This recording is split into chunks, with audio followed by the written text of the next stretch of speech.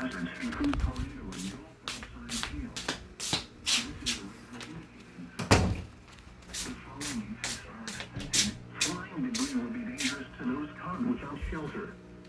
Mobile homes will be damaged or destroyed.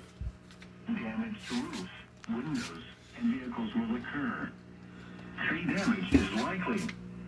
This dangerous storm will be near Chesterfield, Maryland Heights, Creve Coeur, Oberlin, Town and Country, Ladue, De Pere, Olivet, Frontenac, and Crystal Lake Park around 6:40 p.m.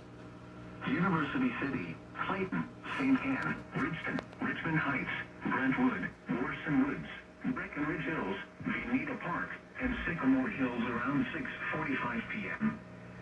St. Louis, Berkeley, Maplewood, St. John, Normandy, Woodson Terrace, Bell Ridge, Rock Hill, Pageville, and Wellston around 6:50 p.m.